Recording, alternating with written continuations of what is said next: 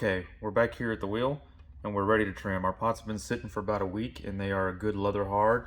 We flip this guy over. You can see I put a fingernail in here, pretty easy. It leaves a mark, but it's not sticky. There's no tack when I pull up. So these are ready to trim. So in order to trim these, we got to get them right back in the center. So we're going to take this guy and we're going to recenter it however you feel comfortable. Typically people hold a finger still like this, and when it bumps that finger, they'll give it a scoop. And it is probably the easiest way to learn how to center when you're first beginning to trim and center things. Now when I'm centering this way, I want to center up high in the portion we're going to be working in. So we want to center up here, up at the top. That's where we're going to be trimming. We don't want to be holding our finger and centering down here at the bottom, because down here may be a different center than up here unless you throw laser sharp. So at this point, we're ready to hold this thing down. So we'll take some clay and we want to roll some thumb-sized lugs. We need about 3 to 4 of those. And when you go to stick these down, you want to hold the pot down good and then put your deals, because you don't want to spend all that time getting these right in the center just to push your lugs down and scoot the pot over.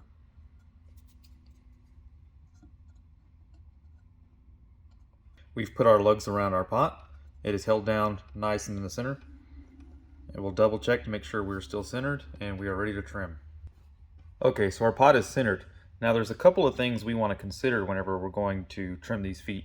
We want this foot ring, this portion here, to be directly underneath the wall. So right where the wall and the bottom meet, that's about where we want our foot ring. That being said, we'll want to make us a couple of guidelines, and that helps keep this from getting too crazy.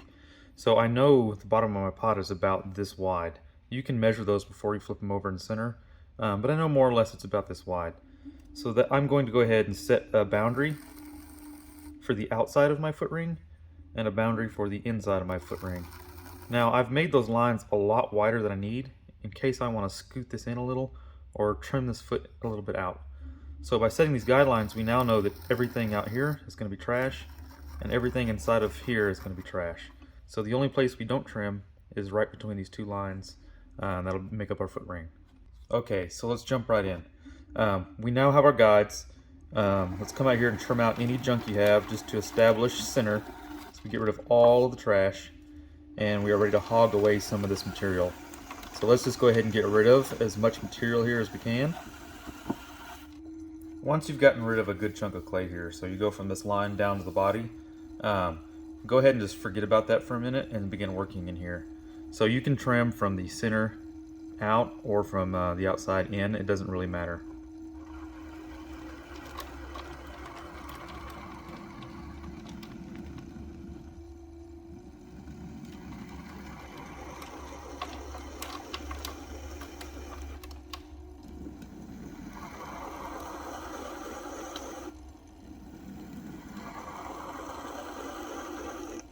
So trimming, by making these two lines here and using them as a guide, we know if we do any amount of trimming here, we're not going to poke through and this is going to be taller.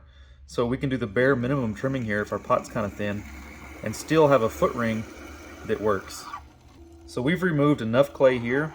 This is going to be tall. Now let's focus on this inside. Since we throw this spout, we know there's going to be a thick chunk of clay right in this corner, so we'll need to take maybe a 45 or so out of it. So I'll do that by just coming in with the tool. And the same as the outside, I remove the junk from the edge. And then we can begin hogging away some of this material.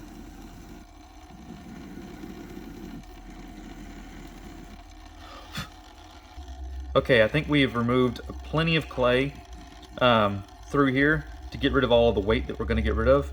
And we're ready to finish up this foot ring. So let's come out here again and we're going to trim a notch down into the pot, which is going to help this foot ring look like it's raised. And we'll just blend that notch into the body.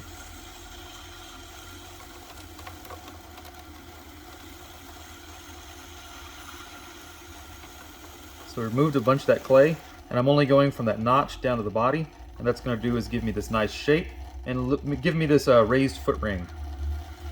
I like to come back in and get rid of this edge and put a chamfer or like a 45 on my foot rings. These can be anything you want. If you want a foot ring that is tall and round or squared off, you can do whatever you like. Now, whenever I drew my lines, I drew these really wide, so I still have a lot of wiggle room. So I'm going to come in here and get rid of some more of this inside, because I don't need a foot that's quite that wide. I don't need that much purchase.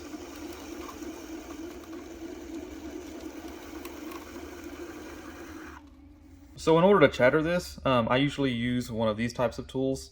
This is made from a hacksaw blade. The steel is hard, so it's got a lot of spring to it, and that is what's going to give us our chatter.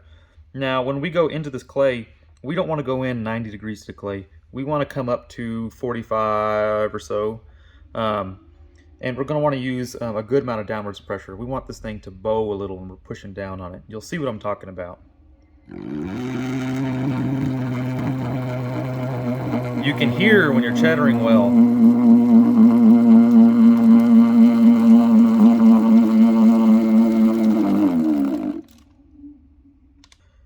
Okay, so the way chattering works is every time this tool bounces, it takes just a fleck of clay out, and you want to move from center to 3 o'clock. Now, for this chatter, this kind of sunburst, this straight, I was traveling in a straight pattern. I didn't have this tool cocked to the side. If you cock this tool to the side like this, it'll make more of a spiral and less of this straight line center out. When you add texture to pots, one of the things you can do to help make these look a little more finished, a little more professional, is add a start point and end point. So out here on this end, I'll typically take a tool and press in a spot. So that gives an end point to where my chatter ends. And I will come into this side and put in a start point. The last thing I like to do is take a polished stone like this, any kind of polished rock. You can even use the handle of a tool, and I will burnish this foot ring. That will prevent it from scratching tables.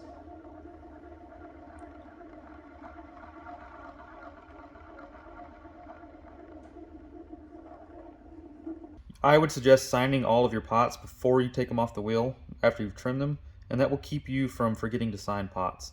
I'm going to use a stamp this time. Just sign your pots however you sign them. If you get in the habit of doing it when you trim, you won't forget to sign as many pots. You may have to come back in and knock some dust off the edges, but other than that, this part of this steamer is done. So let's get the lid and take a peek at that. I've got my lid here, and it is good leather hard. I'm not worried about destroying this lip flipping it over. So let's go ahead and flip this guy over and get it centered in the same way we centered the pot. Just like before, we're going to roll out some thumb-sized balls of clay, and we're going to put 3 to 4 of those around this pot to hold it down.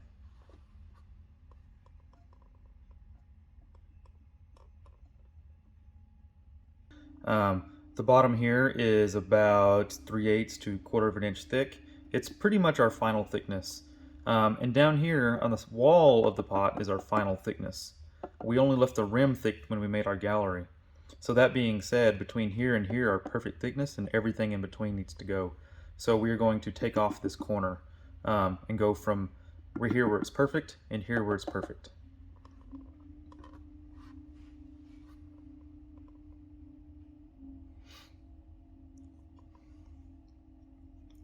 So when you're trimming these, in order to get rid of all of this junk and this overburden, what you're going to want to do is trim straight downwards pressure, because anytime you make a straight downwards mark on clay, it makes a perfect circle. So it makes sense if you take your tool and you take a pointy end of your tool and you trim straight downwards, you're going to establish a perfectly round portion of the pot. And that is a really good head start when you're trimming to get this thing in control before you begin trying to remove a bunch of clay. So now that I have this in control, I can really hog down into this clay. We'll continue to remove material and go from out here where it's done and in here where it's done until we've gotten enough weight off of this and we get it a shape we like. We know this lid's going to be fairly tall because we have quite a bit of height from here to here. And that's kind of what I use as a guide, more or less, to give me the shape of this thing. So once I've removed a good chunk of this corner, I'll really begin blending from centered out here. So that's when I'll begin trimming in the middle, but I'm barely skimming, not removing anything, just so I can blend over into our junk here, all of this extra clay that I know we have. I'm blending over into it, removing more clay in this area where I know I have a bunch, and not really doing much here. I'm just using it as a starting place, so I know when I get over into it that I'm getting into good material here. Once I get this here pretty well blended from here to here, that's when I'll begin working from down here where I know it's good, and I'll begin blending the other direction.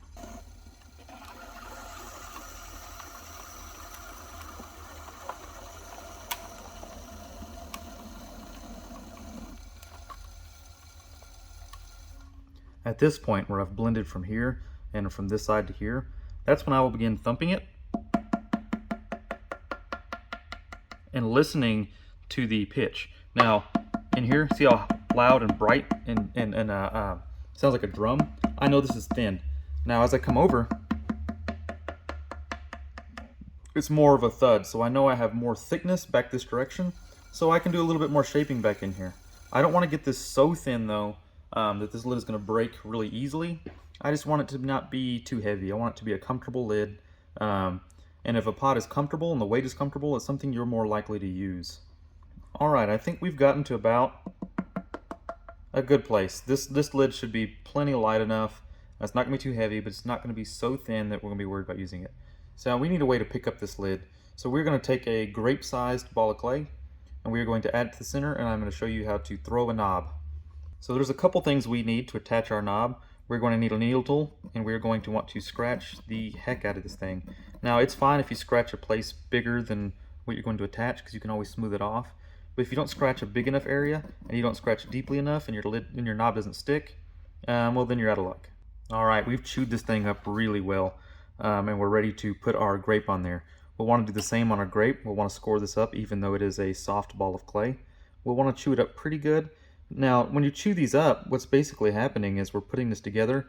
The in-between of this and this that we're getting in here is going to make a little bit of a blended hardness between the two. And that will allow this to dry and shrink relatively the same rate at the attachment point, which is what keeps it from cracking and falling off. So to put this on, I will put just a tiny bit of water in there just to flood all those valleys, all of those scratch marks. I want to flood all of those. If those are streaks, they're flooded. And I'll do the same on the knob.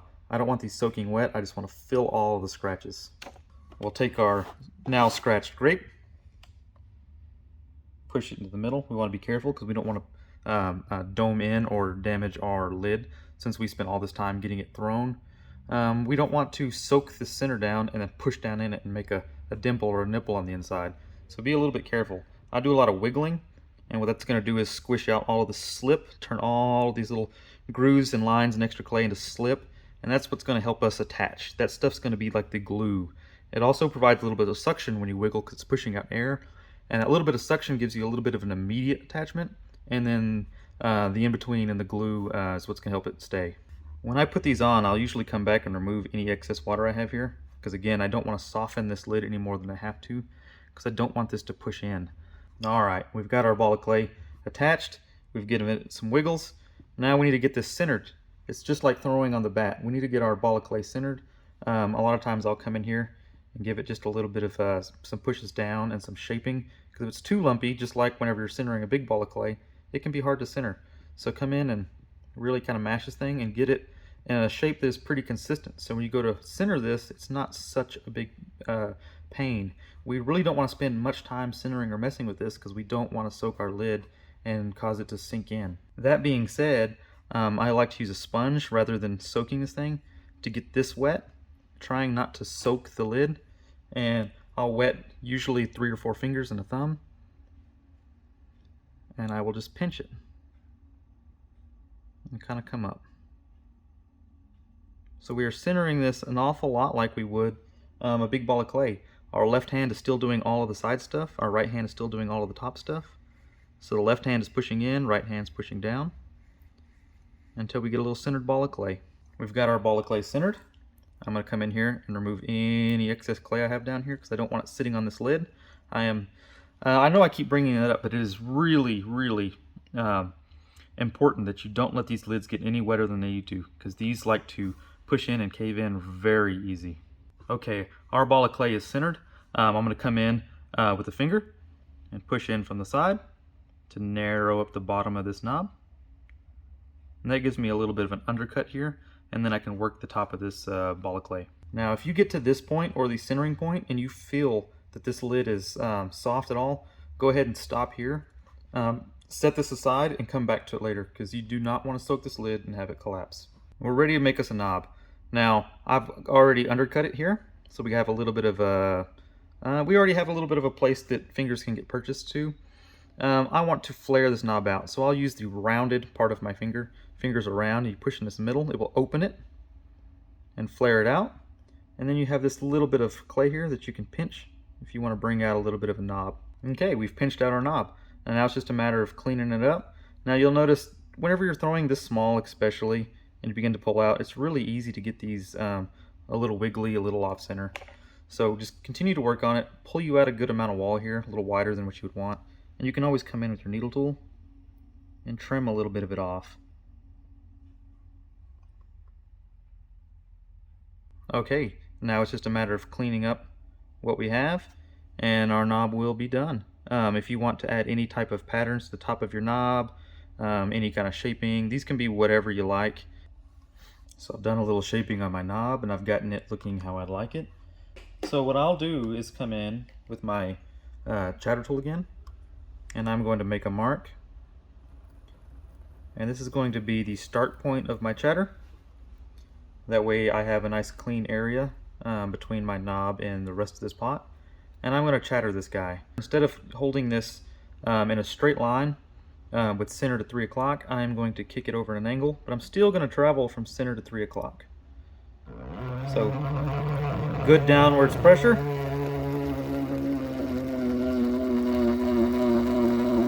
I take my time from the center to the outside, and then we'll stop. Now you see how that's made a little bit more of a spiral? That is because the tool, instead of traveling, and we're traveling on the same path, but instead of traveling on this path with the tool square, we're traveling with the tool in a little bit of an angle. You see that? So every time it cuts, it's cutting out an angled fleck of clay. So down here at the bottom, right where the chattering ends, this edge can be a little bit rough. So again, just like the bottom, I'm going to put us a banding line or a groove, and that will dictate where the texture stops, and that makes this chatter look a whole lot cleaner.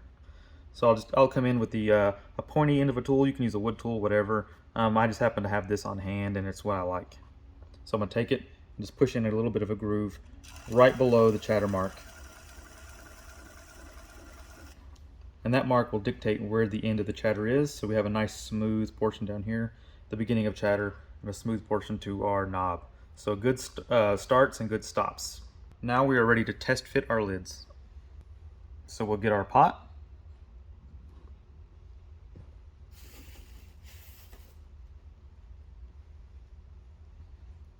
And we will get our lid and try them out. Now if there's any sort of contact in this area before the bottom of this, you'll feel it kind of rock back and forth, and if that's the case, you can shave just a little bit on this inside edge, and vice versa. If it's running into this outside edge here and not sitting quite down in there, you can shave just a little bit here. But you're not going to be able to adjust this a whole lot, and that's why our measuring whenever we were throwing these is so important, to get that measurement down right on and throw these accurately, and then trust them up to this point. Because sometimes this will dry a little more, or the lid will dry a little bit more, and they won't fit in between. So you have to really trust your measurements, because when these get to bone dry, a lot of times, even if they don't fit now, they might fit when they're bone dry. So a little bit of adjustment's okay, but at the end of the day, you really have to trust your measurements, measure more than once, and throw these very carefully.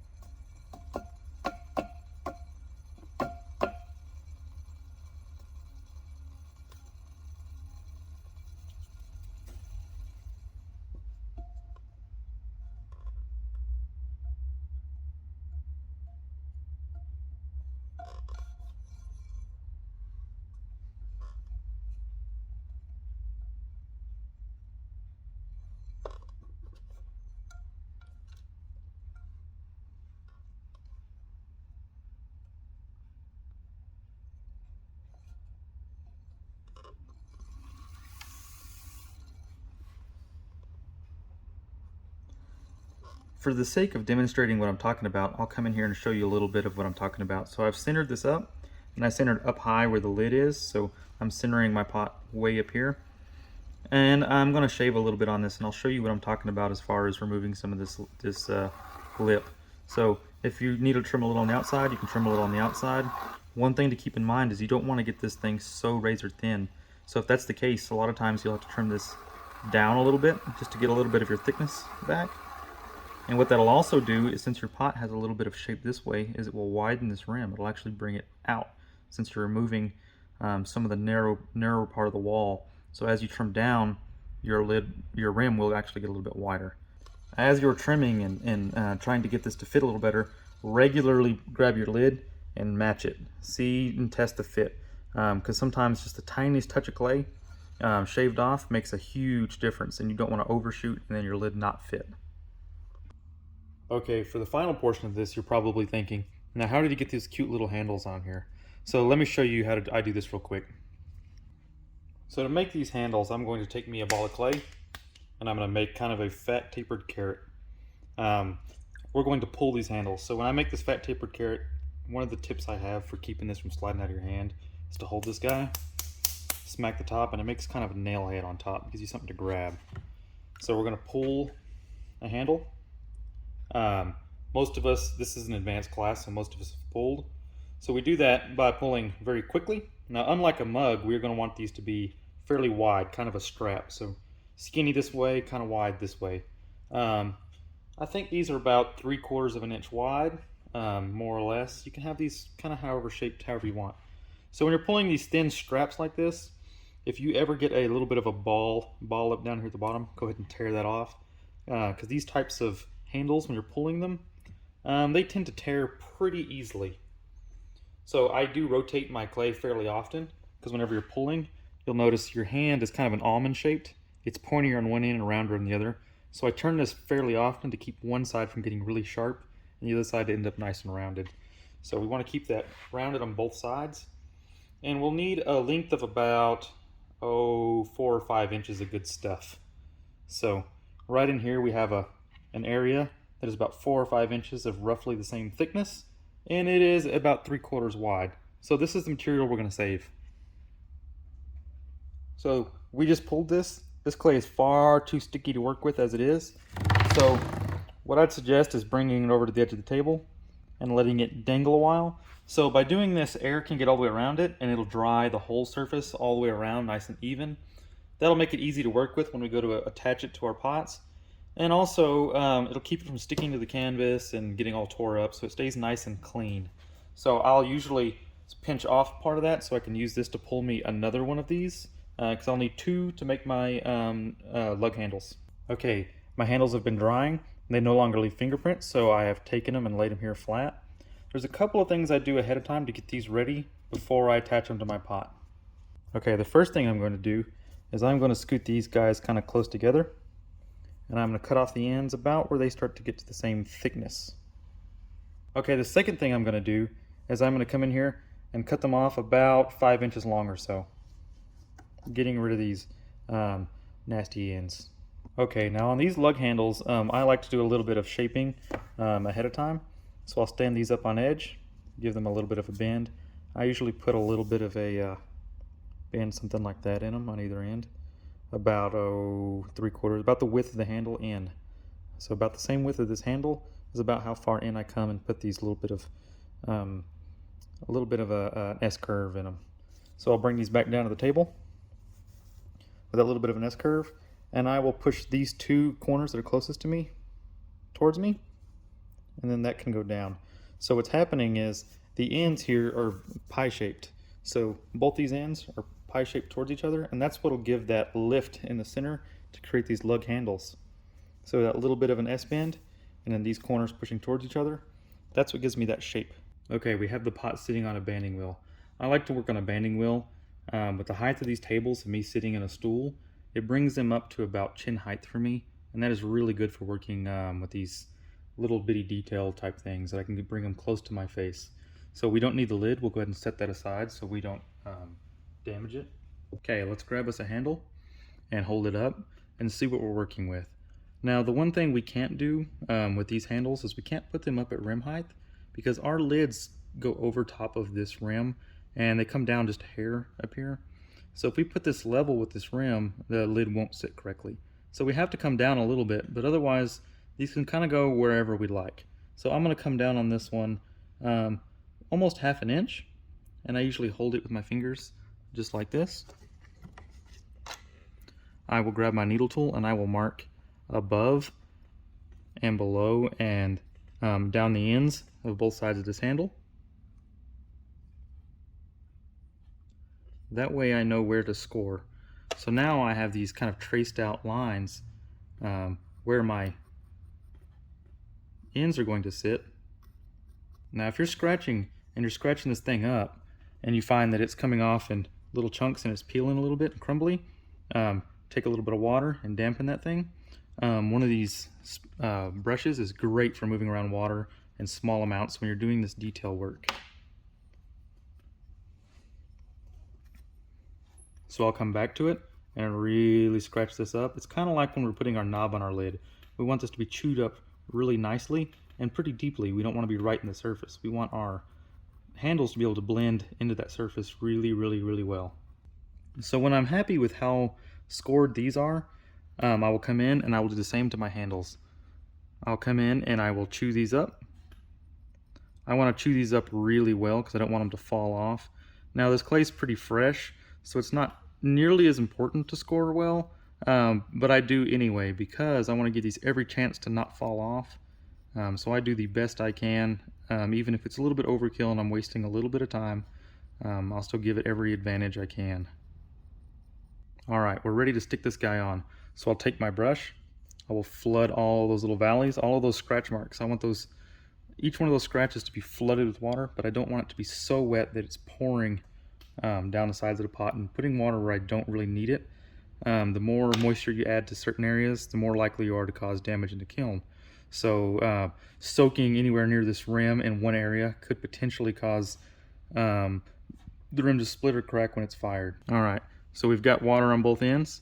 We'll go ahead and match this thing up, give it a little bit of a press on both sides just to stick it initially, and we will look at it and adjust a little bit our shape. So sometimes these corners, these two outside corners, need to be pushed in towards each other a little bit more, and that will pick this up and it'll also push this out, giving us a little bit more purchase to grab onto our pot. So when you're happy with the shape of your lug handle, now we're ready to finally attach this. So we just pressed it in lightly, so we'll come in here and give it a little bit of a wiggle and a couple of mashes. I usually don't smear my handles on these. I like to see a little bit of my fingerprint, and I'll leave the clay sticking up. It's just a nice look, but you can do whatever you like. You can take stamps and put stamps in here. You can smear these out and do pretty much whatever you like to do with your handles. Okay, now we have that cleaned up.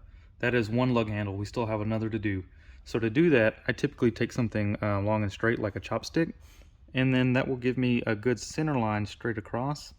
And I will usually come to this other side and make a mark down below where it's going to be underneath my handle, so I know where the center of this handle is going to be, and it will help me line up this other side. And with that, we have both the handles attached.